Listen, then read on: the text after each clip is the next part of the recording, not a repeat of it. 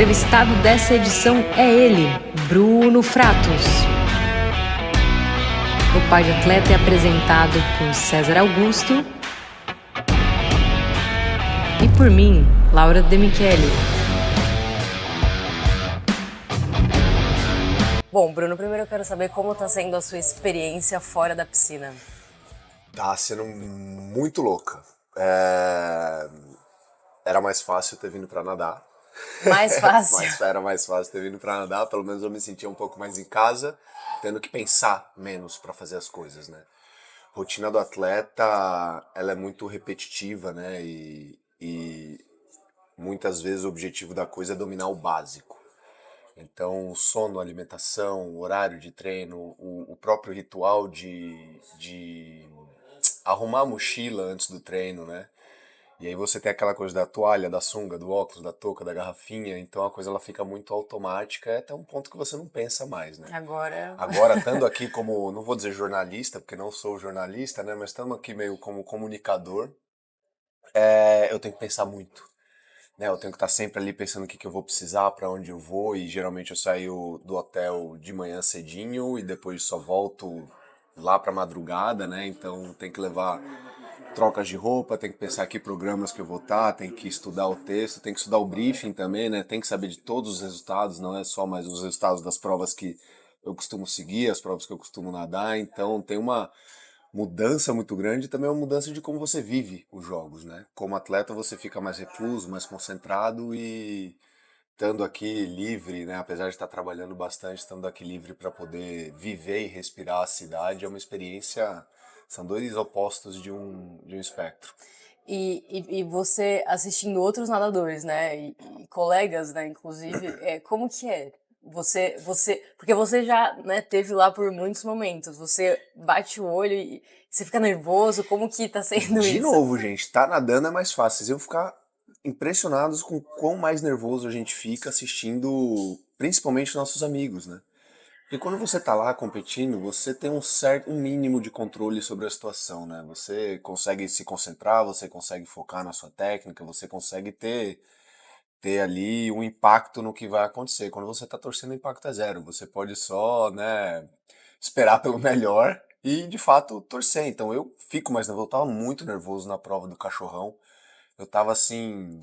Inclusive foi minha primeira entrada na televisão, eu já entrei gaguejando, já entrei querendo dar um abraço no cachorrão, sabe? Então eu já entrei metendo os pés pelas mãos. Mas você acaba ficando mais nervoso porque você não tem controle, você não sabe o que vai acontecer, você não sabe como é que tá a cabeça da pessoa na hora, você não sabe como ela treinou, né? Então tem sido, apesar de não estar competindo, tem sido Jogos Olímpicos de bastante emoção. E eu quero, né, o foco do programa são os pais, Lógico. quero saber sobre a sua trajetória, mas antes eu tenho muita curiosidade para saber o que você pensa quando você está nadando. Na prova, né? Geralmente eu não tô nem mais pensando. Aquilo ali já tá no automático, eu tô deixando o meu corpo fluir.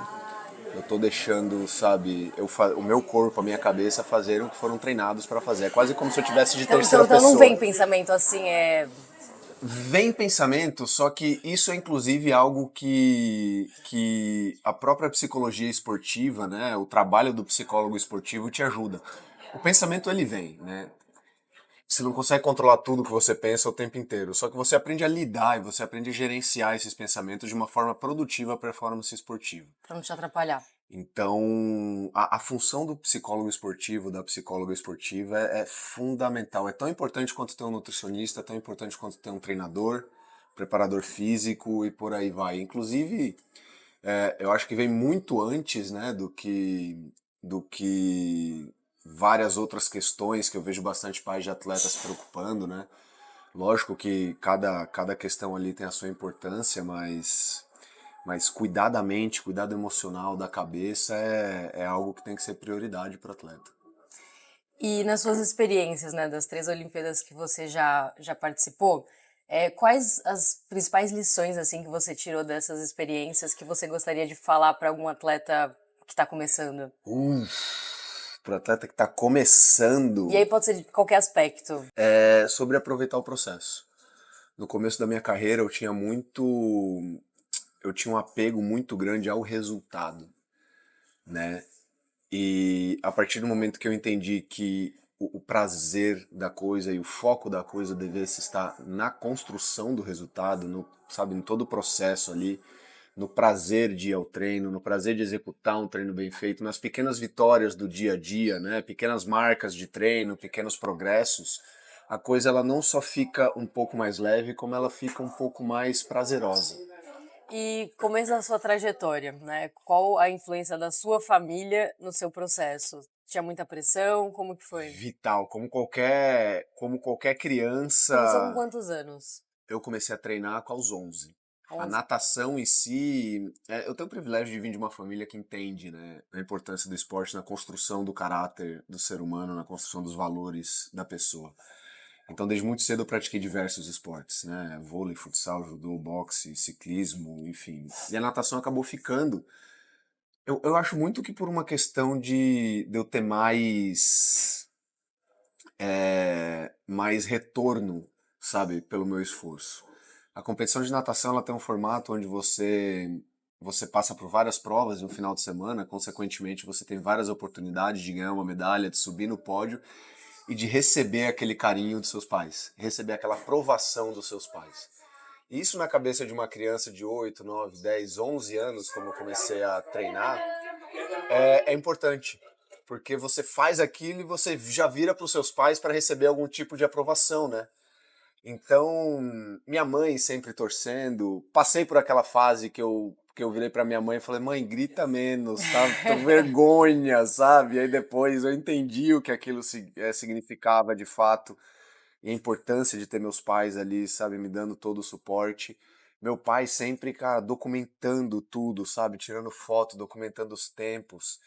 Então, essa aprovação que a criança recebe dos pais é de extrema importância, né? Por isso que, cara, tá presente faz toda a diferença.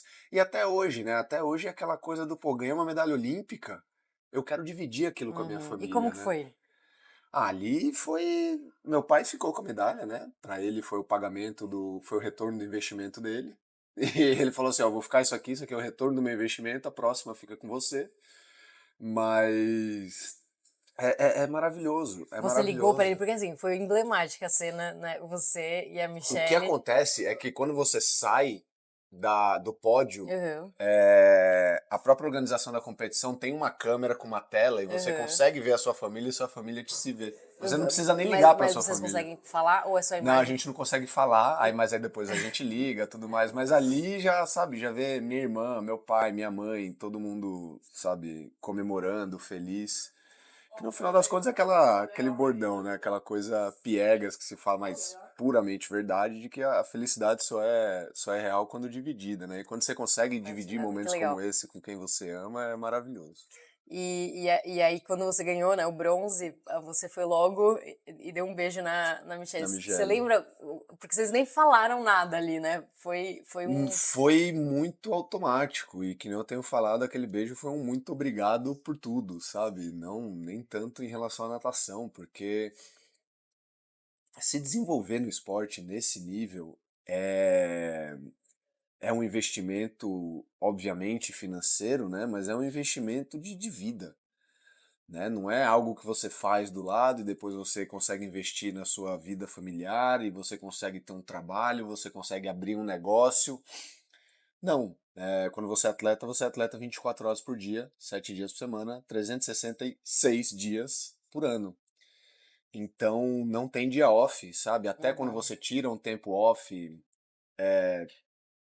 você não pode sair fazendo tudo que você quer, comendo Sim, tudo que você quer e tem não, limite. sabe, perdendo noite de sono. Quando você tá descansando, é pra descansar, é pra dormir, é pra ficar quieto, é pra deixar o corpo recuperar, entendeu? Então não tem muito essa, tirei férias, vou pra Ibiza, virar 3 dias de balada, entendeu? Sim. É descansar de fato, e isso vai fazer o diferencial. Então, Uhum. eu beijo aquele muito obrigado por comprar briga comigo e por, sabe, sacrificar a sua vida também, sacrificar às vezes muitas coisas que você queria fazer em prol desse projeto. E como que é a relação treinadora versus esposa?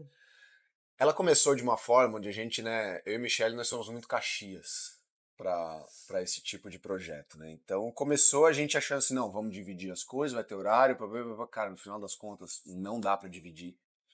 Por isso 100% que natação. não dá para dividir o que é natação, o que é vida familiar, né? Você acaba levando a conversa do treino para a mesa do jantar. Muitas vezes, do mesmo jeito que a gente é Caxias, a gente é muito volátil, vou dizer, a gente é muito, sabe, efervescente, assim, quente. Então, muitas vezes o pau quebrava no treino, isso ia para casa, a gente ficava uns 3 dias meio esquisito, assim, sabe, sem meio o que falar.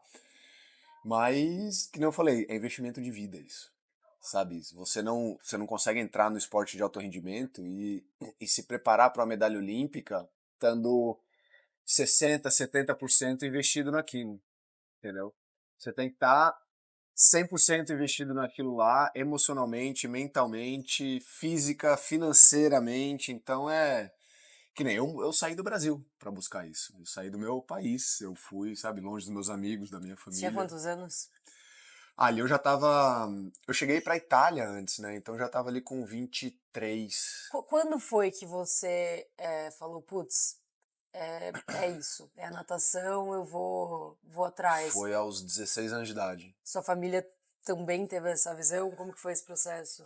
Meu pai sempre teve uma conversa muito, sabe, aquela coisa de homem pra homem comigo, né? Então, desde muito cedo, eu lembro do meu pai tendo conversas muito diretas, sérias, e onde ele me dava a oportunidade de eu ter as minhas próprias convicções e de tomar minhas próprias decisões, né?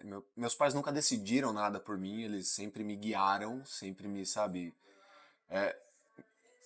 de fato uma mentoria ali do que parecia legal, do que não parecia legal. Nenhum dos meus pais foi esportista, né? Minha mãe chegou a ser corredora, mas na adolescência dela não seguiu carreira.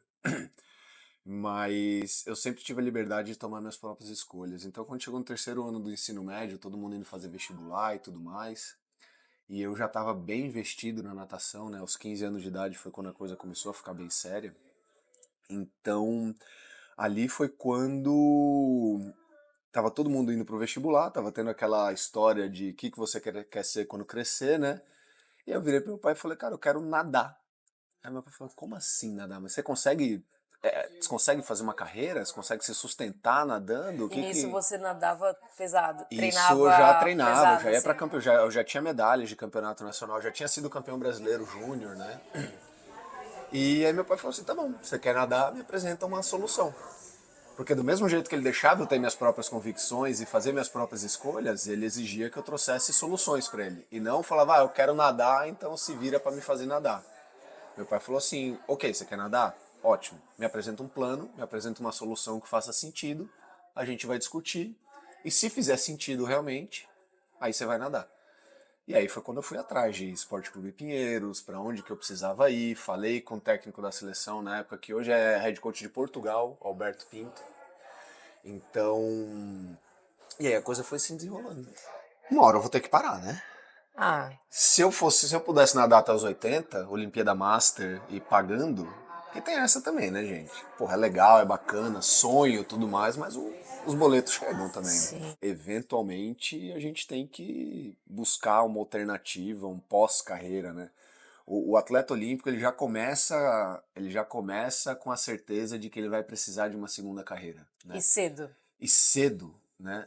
Relativamente cedo, porque você pensar que eu começaria uma segunda carreira entre os meus 35, 40 e tantos anos de idade, não é tão cedo assim para você É. se colocar no mercado de trabalho, por exemplo. Então você já tem que começar vendo outras alternativas. E aí, por exemplo, você tem que começar a pensar em alguns detalhes que passam despercebidos ao público, a quem assiste de fora, né? Eu fiquei esse ano sem competir, é final do ciclo olímpico.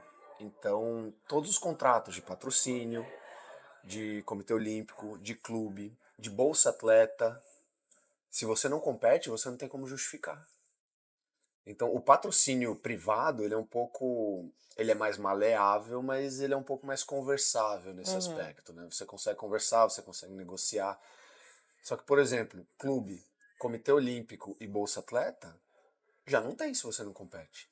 Por que você vai assinar com uma entidade esportiva, né? Por que você vai receber repasse de verba federal Se você não tá para atleta praticando. se você não está praticando esporte, se você não está justificando com o resultado, entendeu? Então, tem uma série de nuances no esporte que vai muito além da prova que você a prova que você assiste na TV, ela é, cara, 2%, 1% do todo, É. assim. Eu entrevistei a Carla de Pirro, que Aham. é psicóloga, sou psicóloga, né, Sim. do Comitê Olímpico Brasileiro, e ela falou muito sobre isso, né, dos atletas, aqueles que se dão bem, aqueles que se preparam para o pós, né. Você, tudo bem que agora você não parou, né, a gente não, Uhum. essa não é a discussão, mas como que você se vê depois? O se preparar para depois, pelo menos na minha visão, ele sempre foi um pouco complicado, porque, que nem eu falei, eu sempre tô all in, eu sempre tô 100% na parada, entendeu? Então eu não podia estar preparando para uma Olimpíada e ao mesmo tempo preparando para o que eu ia fazer depois da Olimpíada, Uhum. Você né? nunca teve plano B? Eu nunca tive um plano B. Eu nunca tive um plano B. O que por um lado foi muito bom, né? Porque eu acredito piamente que quando você só tem um plano A, o plano A ele tem que dar certo. Uhum. Ele tem que dar certo. E isso me jogou muitas vezes em espirais negativas, né? Só que deu certo, entendeu? Eu conheço muita gente que não tinha plano B e deu errado. Sim. Muita gente. Aliás, se bobear, eu sou uma das pouquíssimas, para não dizer única pessoa, que eu conheço que só tinha plano A e o plano A deu certo. Sabe, você tem que entender que quando a gente começa a treinar lá no juvenil, são 200 atletas. Desses 200 atletas que treinavam juntos, sabe, hoje de medalhistas olímpicos, da minha turma, tem eu e a Ana Marcela. E o Sheffer, lógico, né? Você vê que o César, Cielo, o Thiago Pereira, pode ser também porque eles são de uma turma um pouco antes, né? Mas você vê que teve esse gap lá da galera da medalha do Gustavo e do Xuxa pra gente, entendeu? Teve toda uma geração aí que não medalhou. Uhum. Então, só que ao mesmo tempo pra mim, você preparar esse plano B, né? E eu recebi um conselho muito valioso do Anthony Irving. Quem acompanha natação com certeza sabe quem é Anthony Irving. E eu conversava sobre isso com ele e ele falou assim, cara, não se preocupa, você vai achar alguma coisa, sabe? Pensa no depois quando o depois chegar. Uhum. E eu fui muito nesse caminho, porque eu também, pessoalmente, né, em termos de personalidade, eu me identifico muito com o Anthony. Então eu falei, cara, deu certo pra ele, vai dar certo pra mim, entendeu? E é o que tá de fato acontecendo agora, sabe? Eu acho que eu foquei muito na coisa, sabe, de fazer história, do legado no esporte, de desenvolver uma personalidade dentro do esporte, né? E não que eu desenvolvesse um personagem, mas, tipo, investir, Uhum. né, personalidade e botar meu coração lá, porque realmente eu acreditava que, cara, você se torna medalhista olímpico, você conquista um certo nível de relevância, você conquista, sabe, Com certeza. algo. Eu não sei o que é esse algo, mas quando eu tiver eu vou saber o que fazer com ele, sabe? E como é a vida pós medalha olímpica? Porque são muitas emoções e A vida depois. pós-medalha olímpica, ela sacia um pouco da fome que te faz chegar na medalha olímpica, né? É outra coisa que você tem que saber muito bem com como lidar, porque quando você tá com aquela fome de sucesso e vem a medalha é tipo aquele pratão, assim, que acalma essa Uhum. fome um pouco. E aí, não vou dizer na Que é semana uma seguinte, fome que dura 4 anos, né? é uma fome que dura bastante tempo. Se você pensar que eu comecei a treinar aos 11 e conquistar a medalha olímpica aos 32, a É, minha durou 21 anos. é, Não foram 4. Não, eu digo, de É de uma vez que 4 a você já 4, tá lá. exato. Mas sim, é Mas muito tempo. a partir do momento que essa fome, essa vontade ela é saciada, né? Você tem que se perguntar se vale a pena você continuar. Porque a medalha é maravilhosa, eu faria tudo de novo. Mas o processo até ela é doloroso, sabe? Você aprende a ver valor e você aprende a gostar dessa dor, às vezes. Só que você tem que se perguntar se você quer continuar com aquilo. Porque, principalmente no Brasil, né, onde a gente tem uma carência, uma raridade, eu vou dizer assim, de medalhas olímpicas na natação, a partir do momento que você conquista uma medalha olímpica, eu evito dizer ganha, porque não é algo que você ganha, é algo que você conquista. Conquista. A partir do momento que você conquista uma medalha olímpica, se você aposentar, você tá legal em termos de imagem, em termos de oportunidades que vão aparecer, em termos de, sabe, futuras parcerias comerciais, patrocínios e por aí vai. Então, você meio que escolher não surfar essa onda comercial completamente para continuar focado ali dentro da Batcaverna, sabe? É uma decisão que precisa ser feita. Eu escolhi por continuar porque eu ainda tinha uma fominha de uma sobremesa, que é uma medalha de ouro, que é um ouro olímpico, um ouro mundial, né? Eu ainda tenho um ponto na minha carreira que não tem o check ali, que é ganhar, de fato. Ser campeão mundial, ser campeão olímpico, sabe? Essa é uma sensação que eu nunca tive. Uhum. Então, isso é o que me fez continuar, sabe? Mas a vida depois da medalha, ela não é só alegria, ela tem decisões duras que precisam ser feitas ali.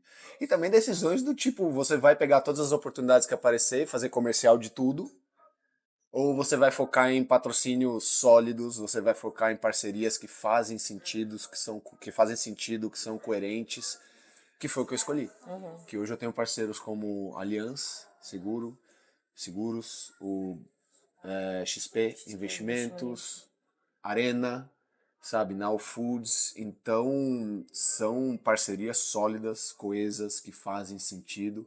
Do mesmo jeito que você construiu uma imagem como atleta, que imagem você quer continuar construindo, sabe? Então, a tomada de decisão, ela nunca para. E lesão, né? Porque você É uma não, merda. É horrível. mas como que você, porque é muito frustrante, eu imagino, como que você lida com, porque a lesão faz totalmente parte também da carreira de um Olha, atleta. eu vou trazer outro assunto nessa resposta. Existem dois pesadelos que são pesadelos na vida do atleta. Um é a lesão crônica e dois é doping. Uhum. Então, a lesão, é, ela acontece, né? Não é se vai acontecer, é quando vai acontecer e principalmente como vai acontecer, porque vai acontecer. É que nem bicicleta, você vai cair de bicicleta um dia, relaxa, sabe? Vai Uhum. acontecer. E, e a questão do doping, assim, eu acho, pelo menos na minha cabeça, existe uma relativização do doping. Existe o doping de trapaça, lógico, que precisa ser punido e que, inclusive, eu defendo punições rigorosíssimas para esse tipo de doping, mas também existe a contaminação cruzada, que é uma realidade. Existe o doping sem querer, Uhum. entendeu? E esse deve doer muito, porque é a sua reputação em jogo. Mas aí a gente volta para lesão. Mas aí uma Tá? dúvida que apareceu é quais estratégias você tem numa competição para isso não acontecer? Responsabilidade máxima. Você deixa de consumir alguns produtos por Total. receio? Minha esposa deixa de consumir produtos, meu cachorro deixa de consumir produtos para não ter um Caramba. risco de contaminação Uhum. em casa. O Código da WADA diz que tudo que entra no corpo do atleta é responsabilidade do atleta. Não adianta culpar Marca. marca, não adianta culpar médico, não adianta culpar seu marido, sua esposa, irmão, não adianta. Você vai tomar punição. Então, por exemplo, sabe, creme pós-depilatório, Michele não usa. Corticoide para otite do meu cachorro, ele não usa. Desculpa, ele vai ter que usar um fitoterápico, alguma outra coisa. A gente já chegou a mandar o meu cachorro para um hotel por 2 semanas, sabe, hotelzinho canil assim de cachorro, por 2 semanas para ele poder tratar uma otite. Porque se ele bota aquele corticoide, encosta no sofá, eu encosto no sofá e sou contaminado, a WADA pode até entender que foi o veterinário que passou, mas infelizmente eu vou tomar 2 anos. Entendeu? Cara, deve Então, ser muito assim, frustrante. eu vou para lugares que tem contaminação histórica de clenbuterol na carne bovina, que é um anabolizante que dão pro boi crescer mais rápido e conseguir produzir mais carne. Lugares como México, China, Índia, eu não como carne vermelha. Eu como ovo. Eu vou ficar 1 semana, 2 semanas no lugar, 1 semana, 2 semanas de ovo. Sabe? Então é responsabilidade máxima. E a lesão, que não falei, não é se vai acontecer, é quando e como vai acontecer. Né? Um conceito muito importante para se ter sobre lesão é prevenção de lesão. Quando eu falo prevenção de lesão, principalmente trazendo para o contexto da natação, né, não é só aquela borrachinha todo dia feita de forma frenética e religiosa. Né? Tem que ter uma sinergia em tudo isso. Né? É um trabalho de fortalecimento, é um trabalho de mobilidade, de elasticidade, né, se caso precise. É a recuperação bem feita do treino, da prova. O que significa recuperação bem feita? Significa, sabe, fisioterapia, o atleta ele tem que desenvolver um relacionamento com o fisioterapeuta, não adianta só você trabalhar, você tem que ser amigo do seu fisioterapeuta, você tem que, cara, traz presente pro seu fisioterapeuta, sabe? Paga o seu fisioterapeuta um pouco a mais, Uhum. valoriza o seu fisioterapeuta, porque esse é o cara que, ou a mulher que vai te salvar de operar, entendeu? E alguém do esporte, né? Caso você venha precisar operar, médicos que já estão envolvidos com o esporte, porque as técnicas são diferentes, né? E a parte da alimentação é muito importante, então, cara, fica longe de, principalmente açúcar refinado. Álcool é um veneno, cara, álcool desidrata, álcool inflama, sabe? Imagina aquele Você negócio. nunca bebe? Agora eu bebo de vez em quando, mas eu passei anos, eu boto aí, não vou dizer que eu nunca bebi por anos seguidos assim, mas anos que pra eu tomar assim uma taça de vinho era uma coisa extremamente rara. E mesmo assim é algo que você adapta, né, a não precisar.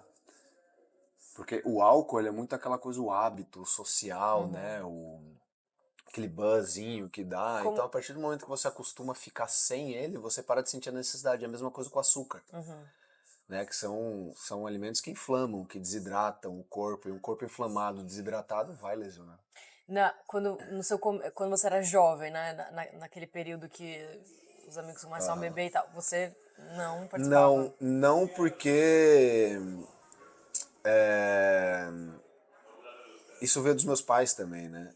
Então nunca teve um consumo de álcool muito Então, alto nunca foi dentro de casa. um desafio isso pra Nunca você. foi um desafio, nunca foi uma questão o Tá. álcool dentro de casa, né? Meus pais, eles não bebiam tanto, pelo menos, né? Lógico que eles não tinham vergonha nenhuma em aproveitar alguma coisa de vez em quando, mas meus pais não tinham o hábito de beber. Eu nunca tive amizades que tivessem o hábito de beber Uhum. desde muito novos, né? Eu sempre fui do esporte, então o ambiente que você convive tem uma influência muito grande nos seus hábitos. Qual a importância da alimentação pra você? Como que você enxerga isso? E aí eu Total. queria que você fosse direcionado num tom de conselho mesmo, assim, né? Para mim, alimentação ela não é só performance esportiva, ela é estilo de vida, Uhum. né? Agora, por exemplo, eu não estou competindo aqui em Paris, mas o fato de eu não estar competindo não faz com que eu me alimente de uma maneira diferente. Até porque eu e Michelle, né, principalmente, a gente não acredita em dieta, é muito mais uma questão de relacionamento com a comida, né? Então, você começar a enxergar a comida como algo que reabastece o seu corpo de fato, né? Lógico que tem a questão emocional, né? E eu tenho coisas que eu gosto de comer. E, por exemplo, agora no café da manhã eu comi algo que eu gosto de comer e que me faz bem. O que foi um croissant com mel. Que não é nada assim, né? De Uhum. outro mundo, é bem simples até. Então, você desenvolver um relacionamento com a comida mais simples, a comida mais pura, sabe? Algo que consumir a comida no estágio mais próximo possível do estágio natural dela. Isso é importante. Por que eu nado? Por que eu nado? Porque eu gosto. Porque eu gosto de competir, eu gosto da adrenalina da competição. Eu gosto, não vou mentir, eu adoro a atenção. Então eu gosto de tudo que envolve a competição, o esporte, o olimpismo, sabe? Uhum. Eu estando aqui hoje como comunicador, eu sinto e eu entendo que a prioridade é estar aqui. Hoje a minha prioridade é estar aqui fazendo parte dos Jogos Olímpicos de alguma forma, entendeu? E se eu não posso estar como atleta, eu vou achar outra função que seja. Mas eu vou estar fazendo parte dos Jogos Olímpicos, eu vou estar contribuindo de alguma forma para o olimpismo. E quais estratégias você adota durante uma competição para você não se afetar tanto assim em relação às redes sociais? Ah, Você. eu me isolo. A gente faz aclimatação logo antes da. Tem um training camp logo antes da competição, né? Geralmente 3 semanas, 2 semanas que a gente fica em algum lugar assim, concentrados. Eu, a partir do momento que eu entro, né, nesse. Eu vou diminuindo, né? Eu vou afunilando Uhum. o meu campo de visão, quanto mais perto chega, um ano da competição, eu tô fazendo tudo e tal. E a coisa vai afunilando. Quando chega nesse camp, sabe? Aliás, quando eu entro no avião para ir para esse camp, eu boto meu celular em modo avião e eu só tiro no avião de volta para casa. E aí quem tem a senha da minha rede social é minha agente, né, a Dani. Michele tem a senha também, tem acesso ao meu WhatsApp, tem acesso ao meu Instagram, a meu Twitter e tudo Mas mais. você conversa com a sua família? Converso com a minha família Por através da ligação. Michelle. Eu pego o telefone da Michelle, ligo pra eles e Tá. tudo mais. Mas aí também, faltando, cara, na semana da competição, eu não falo mais com ninguém. Meus pais já sabem. Falam, cara, na semana da competição, faltando uma semana pra prova, Bruno some. Uhum. E eu sumo, assim, sabe? Então, eu saio sem telefone. Então, de repente, se eu vou andar sozinho, eu viro pra Michelle, que Michelle tá sempre comigo, minha treinadora, né? Eu viro pra ela e falo assim, ó, vou dar uma volta tal, daqui a tanto tempo eu volto, uma hora eu apareço aí. Eu sei o horário que... Eu uso relógio, né, sempre, então meu relógio não fica só Uhum. no celular. Então, eu sei muito bem no meu cronograma do que eu tenho pra fazer, dos horários que eu tenho que cumprir, então... E é bom, e é bom. Dá até uma... quando Uhum. você volta pra casa e tem que pegar a rede social, tem que pegar o WhatsApp, tem que ser completamente acessível a todo mundo. Eu gosto de ter aquela sensação que sou só eu e o agora, só o chão que eu tô pisando, sabe? Eu E gosto quando muito você tá numa disso. competição, você consegue, tá? Só você e a piscina, porque Consegue. com tanta gente gritando e isso não. Consegue. No começo é um treininho que você tem que fazer de fato se acostumar com aquilo, né? E Uhum. não é nem se acostumar com a pressão e tal, até porque meu relacionamento com esse termo é diferente, né? Mas você se acostumar ao barulho, às pessoas sempre te olhando, sabe? Até o ponto que, pô, eu tô pegando metrô aqui em Paris e às vezes, voltando à natação, eu vejo que tem gente que fica assim, sabe? Tipo, É ele, é ele. é ele, é ele, é ele, é ele. E você se acostuma com isso também. Uhum. Você aprende a lidar com isso também, sabe? Então, é um aprendizado constante, e que não eu falei, é uma tomada de decisão constante, né? E você vai pegando o jeito das coisas. Bom, então para finalizar, qual conselho, dica você dá para pais de atletas, mesmo sem ser um pai? Pais de atletas, mesmo sem ser pai, mas eu tive pai. É. Aliás, eu tenho pai, né? Na- Aliás, eu tenho pai e convivo bastante com pai de atleta. O papel do pai de atleta é apoiar, é incentivar. Pai, apesar, lógico, das exceções, né? Mas pai não é treinador, pai não é preparador físico, pai não é psicólogo. Pai é pai, mãe é mãe. O papel dos pais é apoiar, o papel dos pais é acolher, é aconselhar. Então, sejam pai e mãe, sabe? Não tenta ser treinador, não tenta ser psicólogo, não tenta ser a mais. Existem profissionais que podem fazer isso e é melhor que seja feito por um profissional. Algo que não costuma dar muito certo também é pai assessor de imprensa. Pai assessor de imprensa costuma dar muito errado porque tem muito É. emocional envolvido. E para você lidar com imprensa, você tem que ter uma certa frieza, assim. Uhum. Mas sejam pais, sejam mães, apoiem, sabe, acolham, deem amor e, acima de tudo, incentivem. Não só incentivar ao esporte, mas incentiva a criança a seguir o que ela quer seguir, entendeu? Ah, quero fazer natação, vamos para natação. Quero fazer tênis, vamos fazer tênis. Quero estudar jornalismo, vamos estudar jornalismo. Quero fazer medicina, vamos fazer medicina, entendeu? Então, ajuda, ampara, mas acolhe, incentiva, entendeu? Bruno, muito obrigada. E eu desejo Obrigado eu. tudo de melhor no seu Super obrigado processo. por estar aqui cedo, né? Dia corrido É, hoje. Fico feliz que a gente conseguiu conversar. obrigada. Obrigado.